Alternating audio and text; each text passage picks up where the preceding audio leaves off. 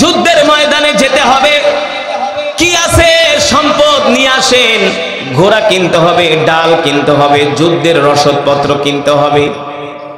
এই কথা শোনার পরে সাইয়েদনা আবু বকর দৌড় দিয়া বাড়িতে গেছে। বাড়িতে যায় সাইয়েদনা আবু বকরের যত সম্পদ ছিল সব সম্পদগুলো একসাথে জমা করলেন। রান্নাঘরে গেলেন, থালা বাটি, লবণের বাটিটা পর্যন্ত সাইয়েদনা আবু বকর গাঁটটি বাঁধলেন। সব সম্পদগুলো গাঁটটি বেঁধে উটের পিঠে উঠাইয়া আল্লাহর নবীর কদমে আইনা হাজির করলেন। আল্লাহর নবী বলে, সাহাবীরা সাইয়েদনা আবু বকরের বস্তাটা খোলো, দেখো তো কি আছে। দেখা গেল ওই বস্তার মধ্যে লবণের বাটিটা পর্যন্ত আছে, তরকারি বাড়ার চামিচটা পর্যন্ত আছে, রান্নাঘরের লুসনিটা পর্যন্ত আছে। আল্লাহ নবী ডাক দিয়া বলে, আবু বকর, দেখতেছি লবণের বাটিটা পর্যন্ত নিয়ে আসছেন, লুসনিটা পর্যন্ত নিয়ে আসছেন। আবু বকর, আপনি কি বাড়িতে কিছুই রেখে আসেন নাই? সাইয়েদনা আবু বকর ডাক দিয়া বলে, ওগো আল্লাহর নবী, সাইয়েদনা আবু বকর তার জীবনের চেয়েও আপনাকে ভালোবাসে। আপনি আবু বকরের কাছে চেয়েছেন শুধু দুনিয়ার সম্পদ না, আপনি যদি বলেন আবু বকরের কলিজা কেটে আপনার জন্য কোরবানি করে দিবে। আল্লাহু আকবার। এই ছিল আল্লাহর নবীর প্রতি সাহাবীদের ভালোবাসা, এই ছিল আল্লাহর নবীর প্রতি সাহাবাদের মহব্বত। সুবহানাল্লাহ বলেন। রাসূলের একজন সাহাবী যার নাম হলো আবু তলহা রাদিয়াল্লাহু তাআলা আনহু, বর্তমানে মসজিদে নববী, যেখানে আমরা যে হজে যাই, যেই মসজিদে নববীতে আমরা নামাজ পড়ি, আল্লাহ রসুলের রওজা যেখানে, 1450 বছর আগে তো এমন বিশাল মসজিদ ছিল না, ছিল তখন তো ছিল একেবারে মরুভূমির মধ্যে ছোট্ট একটা মসজিদ, চতুর্দিকে মরুভূমি। আর ওই মরুভূমির মধ্যে হযরত আবু তলহার একটা খেজুরের বাগান ছিল। আমরা তো অনেক বড় নবীর আশেক দাবি করি। ও যুবক মুসলমান, ভালো করে খেয়াল করেন নবীকে কিভাবে ভালোবাসতে হয়, আল্লাহ রসুলকে কিভাবে মহব্বত করতে হয়। যদি আলোচনা না শোনেন তাহলে বুঝবেন কিভাবে। নবীর জীবনী তো কোনোদিন পড়েন নাই, হাতে একটা বই নিয়ে তো কোনোদিন নবীজির 10 মিনিট জীবনী পড়ার সময় আপনার হয় না। অথচ আমাদের প্রত্যেকটা মুসলমানের উচিত ছিল আল্লাহর নবীর জীবনীগুলো পড়া। কথা কন, হ্যাঁ? আপনি সেই মাস্টার্স করেন, অনার্স করেন, এমএ পাস করেন, বাংলাদেশে বর্তমানে যে না পারে সেও এখন 5-6 পর্যন্ত পড়াশোনা করে, কিন্তু আল্লাহর নবীর জীবনে কোনোদিন পড়ে নাই। যদি আল্লাহর নবীর সিরাতের কিতাবগুলো পড়তেন তাহলে দেখতেন আপনার চোখ দিয়া ঝরঝর করে পানি পড়তো, যে সাহাবীরা নবীকে কেমন করে ভালোবাসছে, কেমন করে মহব্বত করছে, আল্লাহর নবীর জন্য কিভাবে তারা কোরবানি করছে। সাহাবী আবু তলহা রাদিয়াল্লাহু তাআলা আনহু, মসজিদে নববীর পাশে তার একটা খেজুরের বাগান ছিল। সুবহানাল্লাহ বলেন। কি ছিল? খেজুরের বাগান। মদিনার সবচেয়ে বড় খেজুরের বাগান। শুধু বাগান না, ওই বাগানের ভিতরে একটা পানির কূপ ছিল। বর্তমানে সৌদি আরবে তেলের চেয়ে পানির দাম বেশি, কারণ মরুভূমি এলাকা, পানি পাওয়া যায় না। পানি, মাটির নিচে তেল আর তেল, কিন্তু পানি নাই। সেই 1450 বছর আগে তো অবস্থা আরো ভয়াবহ ছিল। ওই সময় তো মানুষ কূপ থেকে পানি উঠায় খাইতো। সাহাবী আবু তলহার একটা খেজুরের বাগান ছিল, মদিনার সবচেয়ে বড় খেজুরের বাগান। ওই বাগানের মধ্যে একটা পানির কূপ ছিল। যার বাগানে পানির কূপ থাকে সে হলো মদিনার সবচেয়ে বড় লোক, সবচেয়ে সম্পদশালী, কারণ সবাই তো তার বাগানে আইসা পানি নেয়। কি নেয়? পানি নেয়। ওই যে খেজুরের বাগানের মধ্যে একটা পানির কূপ ছিল, মদিনার সব মানুষগুলো সেখান থেকে পানি খাইতো, পানি নিত। মাঝে মাঝে আল্লাহ নবীও তার বাগান থেকে পানি খাইত। আল্লাহ নবী নিজেও ওই কূপ থেকে পানি খাইত। প্রতি বছর কয়েক টন খেজুর হতো ওই বাগান থেকে। সবচেয়ে সুস্বাদু খেজুর, ভালো খেজুর ছিল আবু তালহার বাগানের। আবার ছিল তার বাগানে পানির কূপ। এক কথায় মদিনার মধ্যে সবচেয়ে ধনী মানুষ আবু তালহা এই বাগানের কারণে। কিন্তু আল্লাহ নবীর উপরে কোরআনের আয়াত নাজিল হইল, যে আয়াত শুনলে তো আমগো মাথা নষ্ট হয়ে যাবে।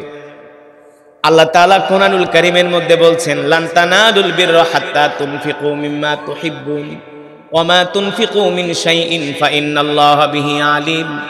নবী গো, আপনি বইলা দেন তারা যদি আল্লাহকে পাইতে চায় তাহলে যেন তাদের মাল থেকে আল্লাহর রাস্তায় খরচ করে, তাদের প্রিয় জিনিসটা আল্লাহর রাস্তায় কোরবানি করে, দান করে। সুবহানাল্লাহ বলেন।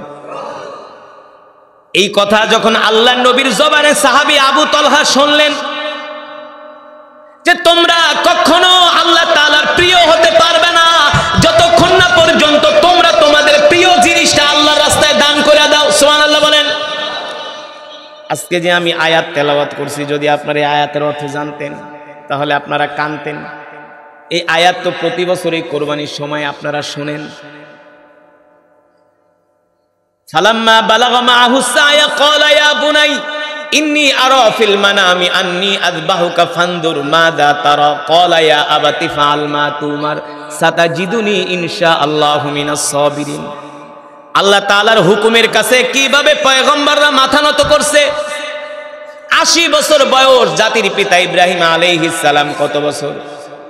80 বছর বয়সে আল্লাহর কাছে চাইতে চাইতে একটা সন্তান দিছে। 80 বছর বয়সে রব্বি হাবলি মিনাস সলিহিন।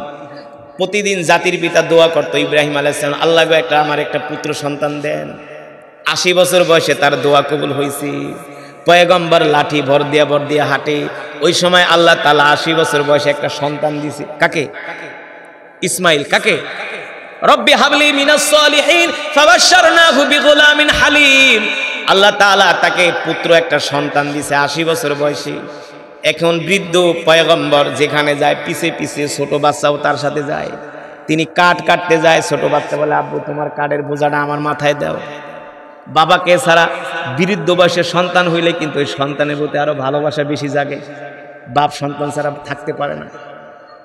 এত আদরের সন্তান। আল্লাহ তাআলা বলছে ইব্রাহিম যত আদরের হোক না কেন তুমি আল্লাহর রাস্তায় কোরবানি করে দাও। তরবারির নিচে ইসমাইল আলাইহিস সালাম। বাপ কেমন বাবা কেমন বেটা, বলে বাবা আপনি চিন্তা করবেন না, আল্লাহ তাআলা যদি নির্দেশ দেয় আপনি আপনার তরবারি দিয়ে আমাকে জবাই করেন। আল্লাহ তাআলার বিধানের কাছে কিভাবে মাথা নত করছি, কোনো ফাঁক ফোকর খুঁজে নাই। আমরা তো এখন আইসা হুজুরের জিগাই, হুজুর আমার জাকাত হইছে 10 লাখ, দেখেন তো কোনো ফাঁক ফোক আছে কিনা, একটু কমান যায় কিনা। কথা বলে একটু কমান যায় কিনা, আমার সম্পদ থেকে একটু আল্লাহ রাস্তায় একটু কম ঠম কোনো দিক দা দেখেন না আসেনি, কোনো ফাঁক ফোকর কোনো ফতুয়া টতুয়া আছে কিনা। সাহাবায়ে কেরাম এমন ছিলেন না। আল্লাহ তাআলা আয়াত নাজিল করছে তোমরা যদি আল্লাহকে পাইতে চাও তোমরা তোমাদের প্রিয় বস্তুটা আল্লাহর রাস্তায় দান করে দাও। সুবহানাল্লাহ বলেন। এই আয়াত নাজিল হওয়ার পরে, এই ওয়াজ শোনার পরে সাহাবী আবু তালহা তিনি পাগল হয়ে গেছে যে আল্লাহকে আমার খুশি করতেই হবে। যদি আল্লাহকে খুশি করতে হয় তাহলে আমার প্রিয় বস্তুটা আল্লাহর রাস্তায় দান করে দিতে হবে। এখন প্রিয় বস্তু কি? মদিনার সবচেয়ে বড় খেজুরের বাগান, যে বাগানের ভিতরে পানির কূপ পর্যন্ত আছে।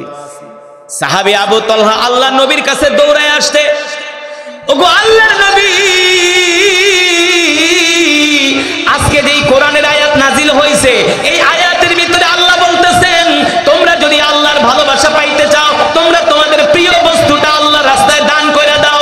ওগো নবী, মদিনার সবচেয়ে বড় খেজুরের বাগানের মালিক হলাম আমি আবু তালহা, যেই বাগানের ভিতরে একটা পানির কূপও আছে। ওগো নবীজি, এই বাগানটা আমার প্রিয় বাগান, এই বাগানটাকে আমি ভালোবাসি। কিন্তু আল্লাহ যেহেতু কোরআনের আয়াত নাজিল করছে, আল্লাহ বলছেন তোমার প্রিয় বস্তুটা আল্লাহর রাস্তায় কোরবানি করে দাও। আমি আমার পছন্দের এই খেজুরের বাগানটা একমাত্র আল্লাহর সন্তুষ্টির জন্য আপনার মহব্বতে আমি আল্লাহর রাস্তায় দান করে দিলাম। আল্লাহর রাস্তায় দান করে দিলাম। প্রিয় বস্তু, প্রিয় বাগান, খেজুরের বাগান, সাথে পানির কূপকে আমি দান করে দিলাম। দরকার নাই আমার দুনিয়ার সম্পদ, আমি চাই আল্লাহ আল্লাহ রাসূলের ভালোবাসা। সুবহানাল্লাহ বলেন। এই তো ছিল সাহাবায়ে কেরাম যারা নিজের জীবনের চেয়েও আল্লাহর নবীকে ভালোবাসতে।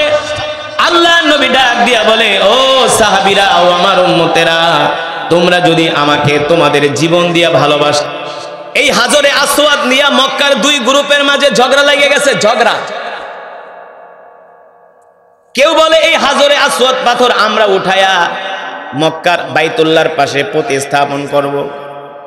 আর এক গোত্র বলে আমরা করব। দুই গোত্র গেল মারামারি লেগা। দেখেন, আল্লাহ নবী আয়েশা বলে তোমরা মারামারি করো না, আমি তোমাদের মাঝে মীমাংসা করে দিই। আল্লাহ নবী একটা চাদর নিয়ে আসলেন, বললেন চাদরের উপরে পাথরটা রাখো। চাদরের মাঝখানে পাথরটা রাখা হলো। আল্লাহ নবী বললেন এবার দুই গোত্রের মানুষ একসাথ হও।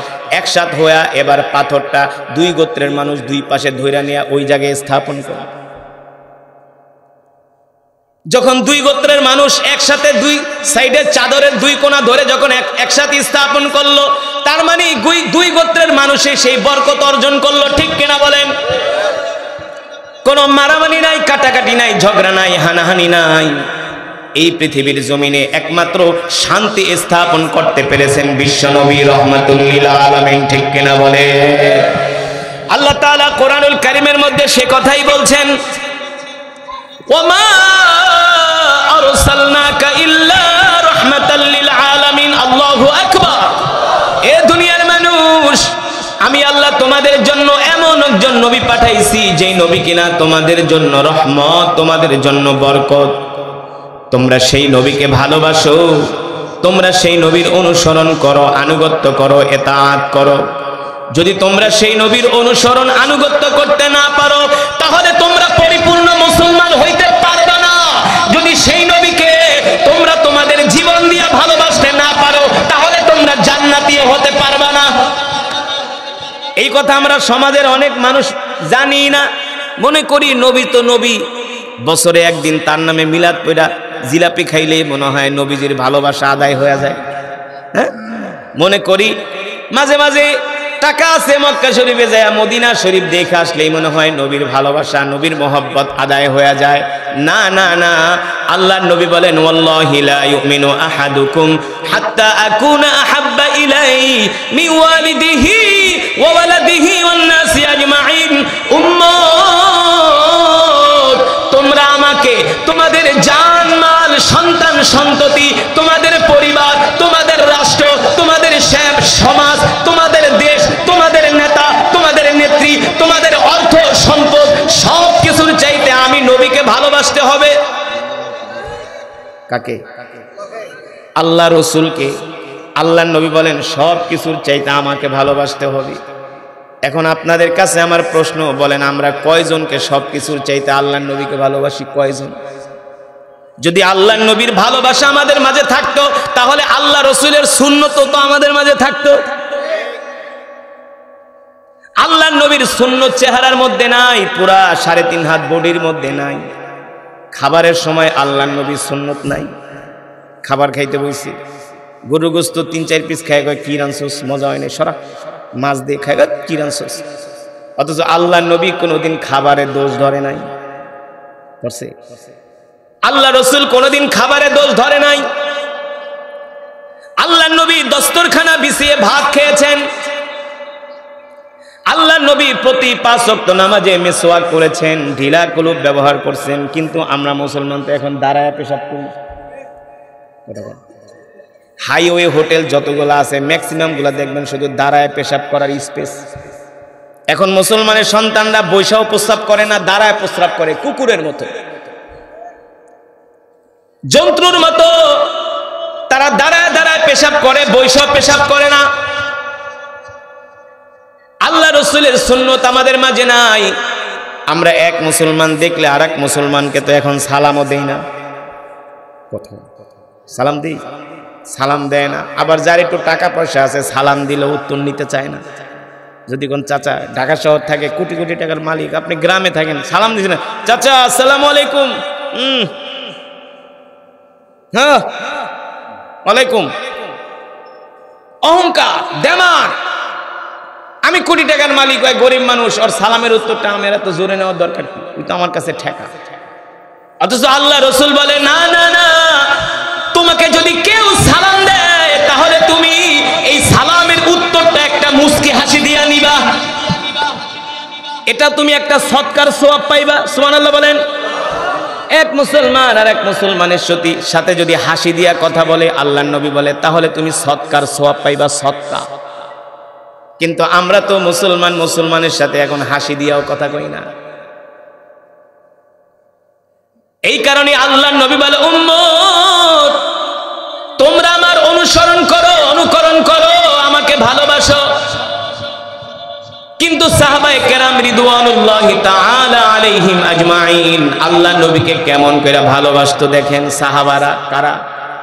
সাহাবায়ে কেরামরা আল্লাহ নবীকে কেমন করে ভালোবাসতো, অনুসরণ করতো আল্লাহ রসুলের। আল্লাহ নবী নামাজে দাঁড়াইছেন, পিছনে আল্লাহ নবীর সাহাবীরা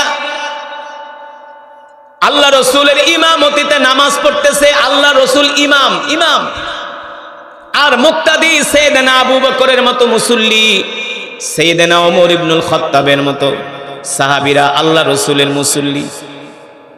আল্লাহ নবী নামাজ পড়তেছেন, পিছনে বিশাল সাহাবায়ে কেরামের একটা জামাত আল্লাহ নবীর পিছনে দাঁড়ায় নামাজ পড়তেছে। আল্লাহ নবীর পায়ে জুতা, জুতা পরে আল্লাহ নবী নামাজে দাঁড়াইছেন, কিন্তু জুতার নিচে ছিল নাপাকি। কি ছিল? নাপাকি ছিল। যদি জুতার মধ্যে নাপাকি লাগা থাকে, পোশাকের মধ্যে যদি নাপাকি লাগা থাকে, আপনার নামাজ হবে নাকি? নামাজ তো হবে না। হ্যাঁ, আল্লাহ রসুলের জুতার নিচে নাপাকি। আল্লাহ নবী নামাজে দাঁড়িয়েছেন,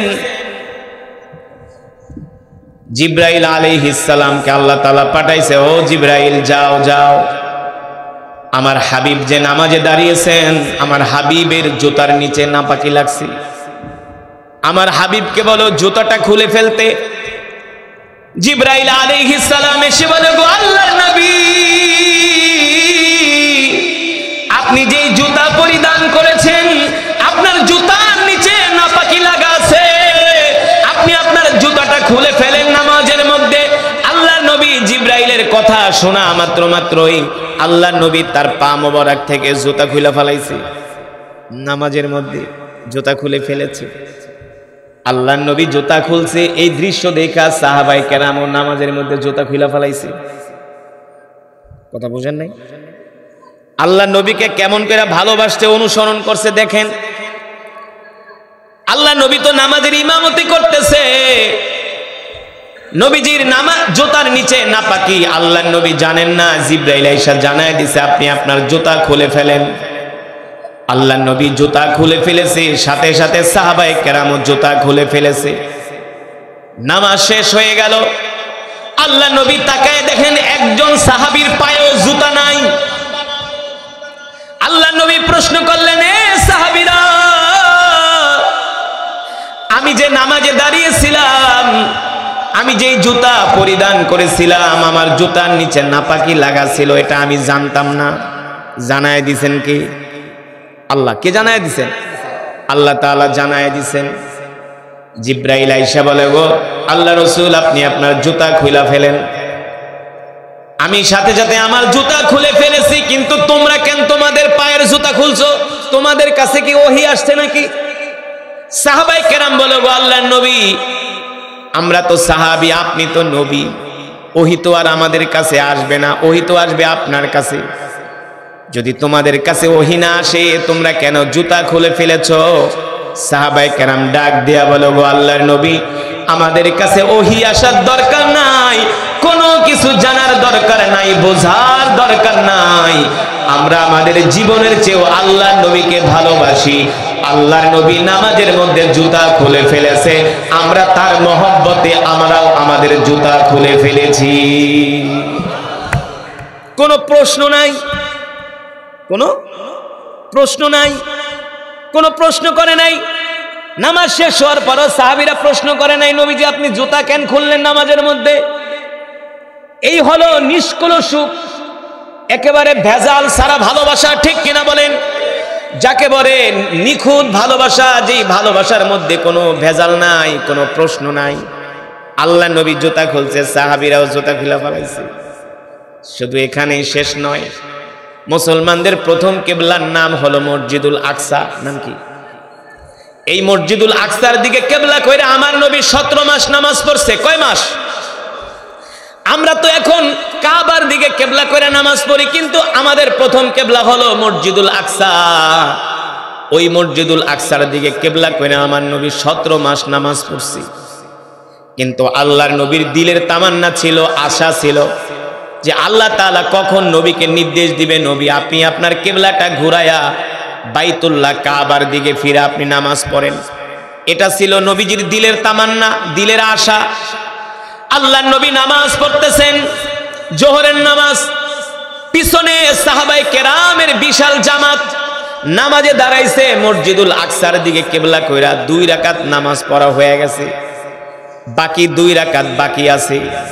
আল্লাহ তাআলা জিবরাইলকে পাঠাইছে, কদ নারা তাকাল্লুবা ওয়াজহিকা ফিস সামাই ফালানুওয়াল্লিয়ান্নাকা কিবলাতান তারদাহা ফাওয়াল্লি ওয়াজহাকা শাতরাল মাসজিদিল হারাম ওয়া হাইসুমা কুনতুম ফাওয়াল্লু ওয়াজুহাকুম শাতরাহ। আল্লাহু আকবার। আল্লাহ তাআলা ডাক দিয়ে বলে, এ জিবরাইল যাও যাও, আমার হাবিবের দিলের আশা হলো সে মসজিদুল আকসা থেকে কেবলা ঘুরায়া কাবার দিকে কেবলা করে নামাজ পড়বে। এটা হলো আমার নবীর দিলের আশা। আমার নবী মনে মনে আমার কাছে এটাই কামনা করে। বারবার আল্লাহর নবী আকাশের দিকে তাকায়, কখন ওহী আসবে আর কখন জিবরাইল আইসা নির্দেশ দিবে, নবী গো আপনি আপনার কেবলাটা ঘুরায়া বাইতুল মুকদ্দাস থেকে আপনি কাবার দিকে ফিরায়া দেন, কখন ওহী আসবে। আল্লাহর নবী বারবার আসমানের দিকে তাকায়। জোহরের নামাজ 4 রাকাত, 2 রাকাত পড়া হয়েছে, 2 রাকাত বাকি আছে। এই সময় জিবরাইল আইসা বলে কানে কানে, ওগো নবী আপনি আপনার কেবলা মসজিদুল আকসার থেকে কাবার দিকে ঘুরায়া দেন। পিছনে আল্লাহর নবীর বিশাল সাহাবাদের জামাত, আল্লাহর নবী নামাজের মধ্যে তার কেবলা মসজিদুল আকসার থেকে ঘুরায়া কাবার দিকে ফিরায় দিছে। নামাজে দাঁড়াইছিল মসজিদুল আকসার দিকে, কিন্তু নামাজের মধ্যে আবার ঘুরা কেবলা পরিবর্তন করছে। সাথে সাথে সাহাবীরাও তারাও কেবলা পরিবর্তন করছে। নামাজ শেষ হয়ে গেছে। আল্লাহ নবী ডাক দিছে, সাহাবীরা আমি তো নামাজের মধ্যে আমার কেবলা পরিবর্তন করলাম মসজিদুল আকসার দিকে, কাবার দিকে, মসজিদুল আকসা থেকে কাবার দিকে আমি নামাজ শেষ করলাম। 2 রাকাত নামাজ যখন পড়ছি, বাকি 2 রাকাত নামাজ বাকি আছে। এই সময় জিবরাইল আইসা আমার কানে কানে বলতেছে, ওগো নবীজি আপনি আপনার কেবলা ঘোরায়া কাবার দিকে ফিরায় দেন। আমি আল্লাহর নির্দেশে আমি আমার কেবলা ঘোরায়া কাবার দিকে ফিরায় দিছি, কিন্তু তোমরা কেন তোমাদের কেবলা ঘুরাইলা? তোমাদের কাছে কি ওহী আসছিল নাকি? সাহাবায়ে কেরাম বলে, ওগো আল্লাহর নবী ওহী আসার দরকার নাই, কোনো কিছু বোঝার দরকার নাই। আমরা আমাদের জীবনের চেয়েও আল্লাহর নবীকে ভালোবাসি। আল্লাহর নবী কেবলা ঘুরাইছে, আমরাও আল্লাহর নবীর অনুসরণ করতে যায়া আমরাও আমাদের কেবলাটা ঘুরাইয়া দিছি। আরো জোরে বলেন সুবহানাল্লাহ। আল্লাহর নবী বলে, সাহাবীরা তোমাদের অনুসরণ দেখে আমি নবী এত খুশি হয়ে গেছি, কোনো প্রশ্ন নাই। আর আমরা হইলে মনে করেন ইমাম সাহেব দাঁড়াইছে, মনে করেন পূর্ব দিকে ফিরা, ফর এক্সাম্পল নামাজের ভিতরে মনে করেন পশ্চিম দিকে ঘুরে গেছে, আমরা হইলে প্রশ্ন করতাম, পিছনেতে টাইনা ধরতাম, ওই হুজুর ব্যাপার কি? দাঁড়াইলেন একদিকে, গড়লেন আর একদিকে। হ্যাঁ, নামাজ শেষ হওয়ার আগে আমরা শোরগোল শুরু করে দিতাম। কিন্তু সাহাবায়ে কেরাম কেমন ছিলেন? কোনো কথা নাই, কোনো প্রশ্ন নাই। যাকে ভালোবাসতে হয় তাকে জীবন দিয়ে ভালোবাসতে হয়, ঠিক কিনা বলেন? সাহাবায়ে কেরাম আল্লাহর নবীকে এমন করেই ভালোবাসছে, আল্লাহর নবী যেটা নিষেধ করছে সাহাবায়ে কেরাম জীবন গেছে গা কোনোদিন সেটা করে নাই, কোনোদিন করে নাই। আল্লাহর নবী বলছে, সাহাবীরা আজ থেকে ওই দিকে যাবা না, সাহাবায়ে কেরাম যায় নাই। আল্লাহর নবী যেটা নিষেধ করছেন সাহাবীরা কোনোদিন করে নাই। কিন্তু ওই নিষেধটা তো শুধু সাহাবীদের জন্য না, আমাদের জন্য, ঠিক কিনা বলেন? আল্লাহর নবী বলছে, উম্মত মিথ্যা কথা বইল না। আল্লাহর নবী কোনোদিন মিথ্যা কথা বলে নাই, কিন্তু আমরা মিথ্যা কথা বলি কি বলি না? পরের হক মারি কি মারি না? ভাই বোনের হক মারে বর্তমান সমাজে, আপনাদের এলাকায় নাই? নাই। বাপ মরে গেছে, বই নাইছে সম্পদ নিতে, যিনি শুধু আমাদের জন্য রিজিকের এই ব্যবস্থা করেন নাই, এই পৃথিবীতে চলার জন্য যত উপকরণ দরকার সব কিছু আল্লাহ তাআলা আমাদের জন্য সৃষ্টি করেছেন, ঠিক কিনা বলেন? সে আল্লাহ তাআলার কালাম, জবানের কালাম, কালামুল্লাহ আমি তেলাওয়াত করেছি, আপনারা শুধু শুনেছেন। নিঃসন্দেহে এক এক হরফের বিনিময়ে আল্লাহ তাআলা আমাদের আমল নামায় কম পক্ষে 10টি করে নেকি দান করেছেন। খুশি নাকি বেজার? এই মাজমায় যারা উপস্থিত হয়েছেন, এক এক খতম করে করে কোরআনুল কারীমের সওয়াব পেয়েছেন। কিভাবে বলতে পারবেন? বলেন তো কিভাবে? মাশাআল্লাহ মাশাআল্লাহ। সামনের যেই আল্লাহ তাআলার বান্দারা বসছেন, আমার সম্মানিত শ্রোতা কোরআনের ভক্ত, তারা খেয়াল করেছেন, কিন্তু উচিত ছিল আপনাদের সবার বলা যে হুজুর সূরা ইখলাস 3 বার পড়ছেন। কারণ হাদিস শরীফে এসেছে, সাহাবী আবু সাঈদ আল খুদরি রাদিয়াল্লাহু তাআলা আনহু থেকে বর্ণিত, আল্লাহ রাসূল বলেন, কেউ যদি সূরাতুল ইখলাস, কোন সূরা? জোরে বলেন কোন সূরা? আল্লাহ তাআলার কাছে সবচেয়ে দামি এবং পছন্দের সূরা হলো সূরাতুল ইখলাস। যে সূরার ভিতরে আল্লাহ তাআলার সবচেয়ে বেশি প্রশংসা করা হয়েছে, যে সূরা পড়লে জান্নাত নিশ্চিত হয়ে যায়। আপনাদের সুবহানাল্লাহর আওয়াজ কিন্তু অত বেশি হচ্ছে, কিন্তু টাঙ্গাইলে কিন্তু আমি আরো অনেক বেশি ওয়াজ করছি, করি নাই? এই মির্জাপুর মাঠে আশেপাশে অনেক আসছে, কিন্তু আপনাদের সুবহানাল্লাহর আওয়াজটা একটু আস্তে হচ্ছে না। কোরআনের মজমায় যতক্ষণ বসবেন জোরে জোরে সুবহানাল্লাহ আলহামদুলিল্লাহ বলবেন, এতে করে আশেপাশের মানুষগুলো বুঝবে এখানে কিছু আল্লাহর পাগলেরা বসে আছে। আমরা কার পাগল? জোরে বলেন কার পাগল? আমরা দুনিয়ার পাগল না, সম্পদের পাগল না, নারীর পাগল না, বাড়ির পাগল না, ক্ষমতার পাগল না, আমরা আল্লাহর পাগল। ঠিক কিনা বলেন? পৃথিবীর মানুষ আমাদের পাগল বলে বলুক, তাতে আমাদের কিছু মাশাআল্লাহ যায় আসে না। আমরা আল্লাহর পাগল, আল্লাহর গোলাম। ঠিক কিনা বলেন? আল্লাহর গোলামেরা আল্লাহর কোরআনের মজমায় বসে আল্লাহর কোরআনের তেলাওয়াত শুনে ঈমান বেড়েছে, আর ঈমান বাড়ার পরে তো তারা সুবহানাল্লাহ আলহামদুলিল্লাহ জোরে জোরে বলবেই। যখন আপনি জোরে জোরে সুবহানাল্লাহ আলহামদুলিল্লাহ বলেন, তখন শয়তান ভয় পায়। কি পায়? এই যে আমি আপনাদেরকে জিজ্ঞেস করলাম, বলেন সমস্ত প্রশংসা কার জন্য? আপনারা কি বলছেন? শয়তান বলে, দোস্ত সমস্ত প্রশংসা আল্লাহর জন্য, এটা বলিস না। এতক্ষণ কোরআন তেলাওয়াত শুন না, আল্লাহু আকবার যা বলছস বলছস, সমস্ত প্রশংসা আল্লাহর জন্য এগুলা বলিস না, কারণ এই কথাগুলো ঈমানের সাথে সম্পর্ক। শয়তান চায় না আমরা আল্লাহর গোলামি করি, আল্লাহর প্রশংসা করি। ঠিক কিনা বলেন? শয়তান চায় আমরা শয়তানের গোলামি করি, শয়তানের প্রশংসা করি, শয়তানের দাসত্ব করি, কিন্তু আমরা তো আল্লাহর গোলাম। ঠিক কিনা বলেন? মুসলমান, আমাদের হায়াতের মালিক কি? ঈমানের পাওয়ার নাই। ঈমানের পাওয়ার থাকবে কিভাবে? আমরা তো আল্লাহর কোরআন মানি না, আল্লাহর কোরআনের বিধান মানি না, আল্লাহর কোরআনের হুকুম মানি না। আল্লাহ তাআলা আমাদেরকে বলছেন 5 ওয়াক্ত নামাজ পড়ো, আমরা কয় ওয়াক্ত নামাজ পড়ি? বলেন। সমাজের মেজরিটি পার্সেন্ট মুসলমান নামাজ পড়ে না। ফজরের সময় আপনাদের এলাকার মসজিদে 5 জনের বেশি মুসল্লি হয় না। কথা কন, বাস্তব নাকি অবাস্তব? বাস্তব নাকি অবাস্তব? হ্যাঁ, যেই দিন থেকে মুসলমান ফজর ছাইরা দিছে, সেই দিন থেকে মুসলমান গরু খাওয়া মুসলমানে পরিণত হয়ে গেছে। খারাপ লাগতেছে কথাগুলো? কষ্ট পাচ্ছেন? আল হাক্কু মুররুন, হক কথা মিষ্টি। হক কথা মিয়া মিষ্টি নাকি? হক কথা তিতা, মুররুন মানে তিতা। কিন্তু তিতা হলেও ওলামায়ে কেরাম যদি আপনাদের সামনে হক কথা না বলে, তাহলে তো আপনারা গোমরা হয়ে যাবেন, গোমরা। ওলামায়ে কেরামের দায়িত্ব হলো যে কোনো সিচুয়েশনে, যে কোনো পরিস্থিতিতে তারা উম্মতের সামনে, মুসলমানের সামনে তারা হক তুলে ধরবে, হক। ঠিক কিনা বলেন? আল্লাহর নবী, বিশ্ব নবী রাহমাতুল লিল আলামিন মক্কার জমিনে একা ছিলেন, একা। আশেপাশে আল্লাহর নবীর সবাই ছিল বিরোধী। আবু জেহেল বিরোধিতা করত, আবু লাহাব, আবু সুফিয়ান, ওলীদ ইবনে মুগীরা। আল্লাহর নবীকে সাহায্য করার মতো কেউ ছিল না। আল্লাহ তাআলা কোরআনুল কারীমের আয়াত নাজিল করলেন, এ দুনিয়ার মানুষ, কুল ইন কুনতুম তুহিব্বুনাল্লাহা ফাত্তাবিউনি ইউহিব্বুকুমুল্লাহ ওয়া ইয়াগফির লাকুম যুনুবাকুম ওয়াল্লাহু গফুরুর রহিম। এ দুনিয়ার মানুষ, তোমরা যদি আল্লাহ তাআলাকে পাইতে চাও, তাহলে সর্বপ্রথম তোমরা তোমাদের নবীকে ভালোবাসো, তোমাদের নবীর অনুসরণ করো, অনুকরণ করো, তার আনুগত্য করো। যদি তোমরা তোমাদের নবীর আনুগত্য করতে পারো, অনুসরণ অনুকরণ করতে পারো, তাহলে তোমরা একমাত্র আল্লাহ তাআলাকে পাবা। ঠিক কিনা বলেন?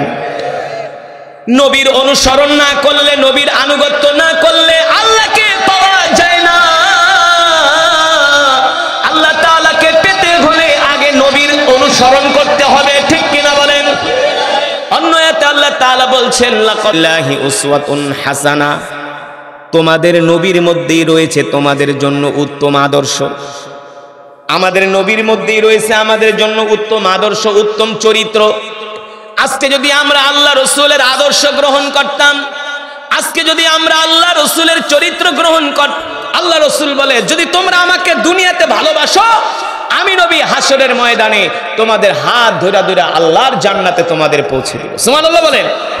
ও মুসলমান, আজকে সেই নবীকে আমরা মুখে মুখে ভালোবাসি, নবীজির সুন্নত মানি না, নবীজির নামে দুরূদ পড়ি না, নবীজির আখলাক চরিত্র আমাদের মাঝে নাই।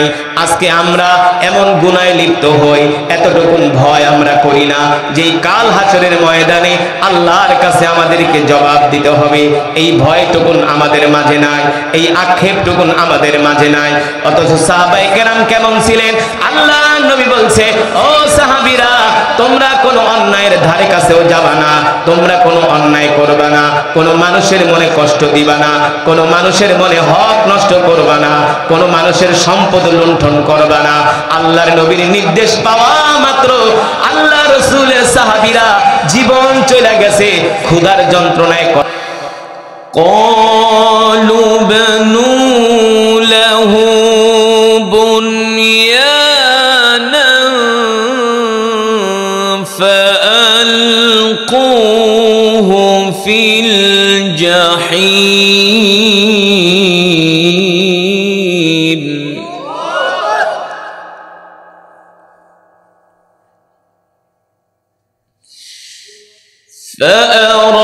فأرادوا به كيدا فجعلناهم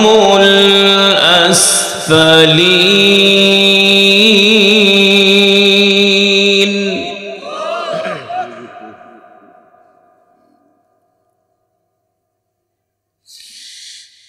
وقال إني ذاهب إلى ربي سيهدين.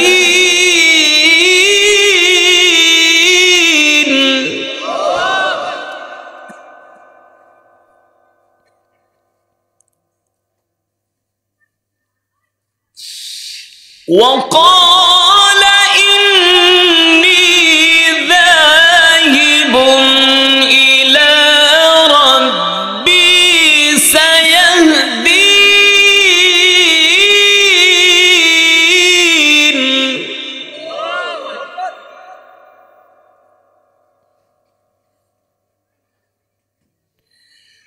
رب هب لي من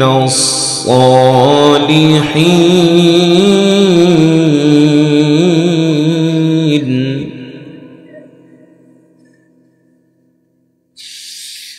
وقال إني ذاهب إلى ربي سيهدين. رب هب لي من الصالحين.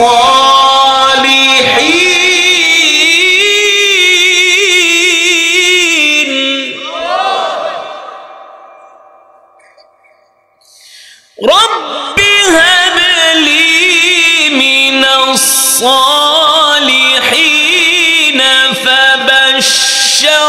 فبشرناه بغلام حليم.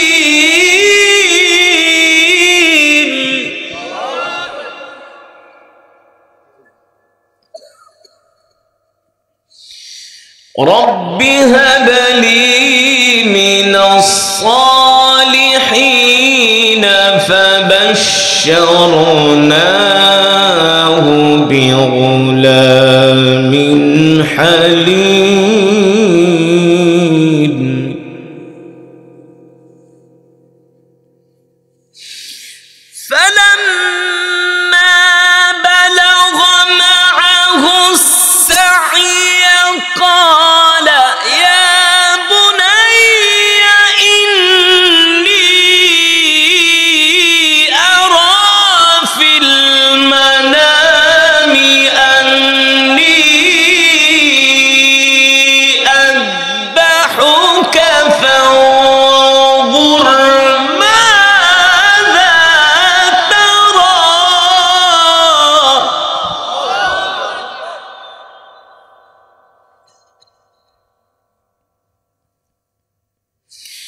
فلما بلغ معه السعي قال يا بني فلما بلغ معه السعي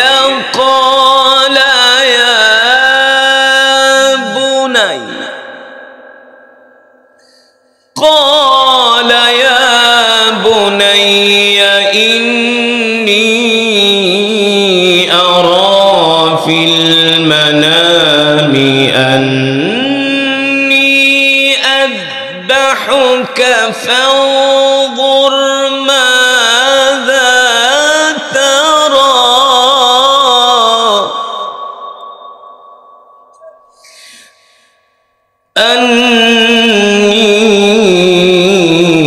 أذبحك فانظر ماذا ترى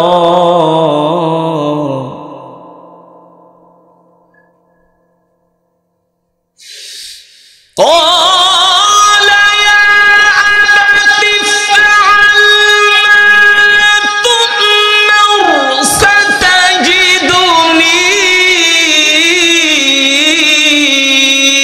إن شاء الله من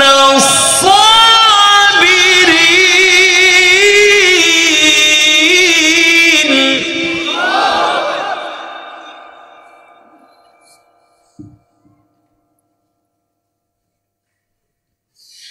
قال يا أبت افعل ما تؤمر ستجدني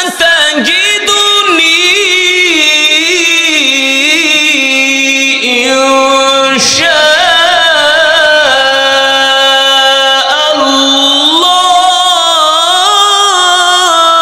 الله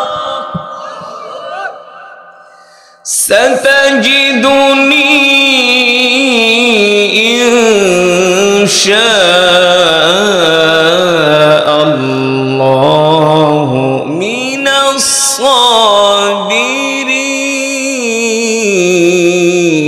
الصابرين.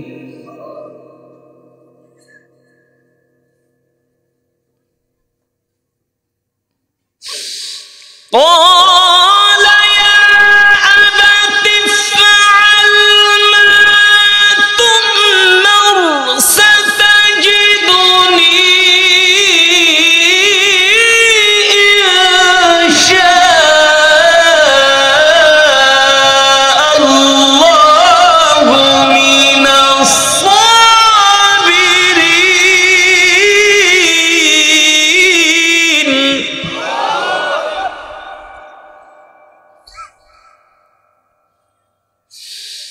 فلما أسلما وتله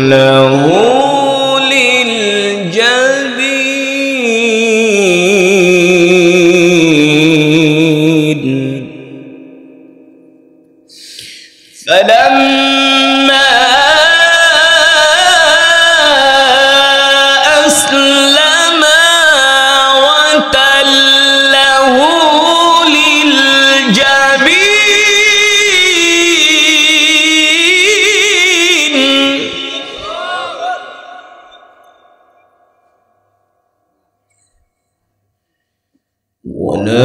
وناديناه أن يا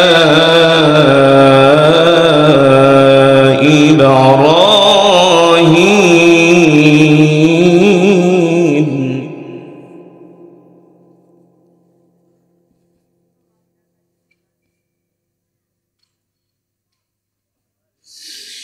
قد صدقت الرؤيا إنا كذلك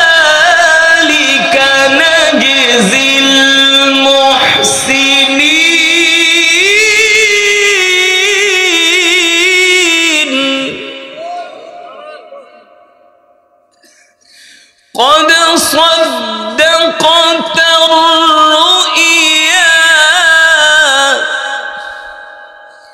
إنا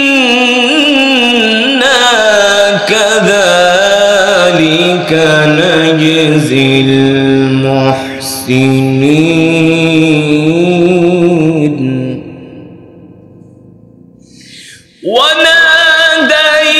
وناديناه أن يا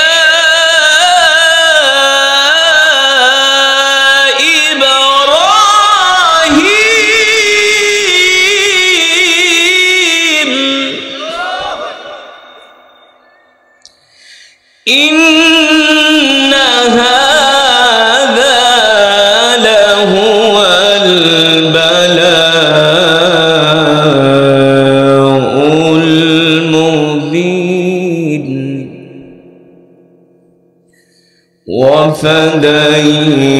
وفديناه بذبح عظيم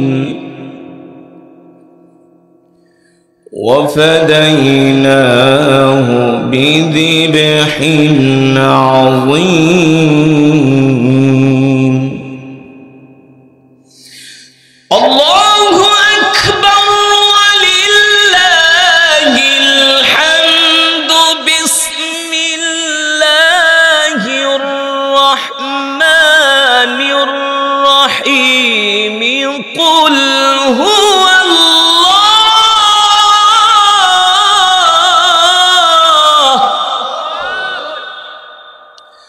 قل هو الله أحد الله الصمد لم يلد ولم يولد ولم يكن له كفوا أحد بسم الله الرحمن الرحيم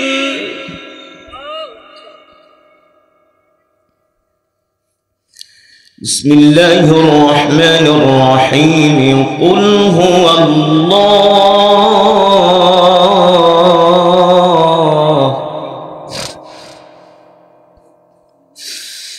قل هو الله أحد الله الصمد لم يلد ولم يولد ولم يكن له كفوا أحد بسم الله الرحمن الرحيم قل هو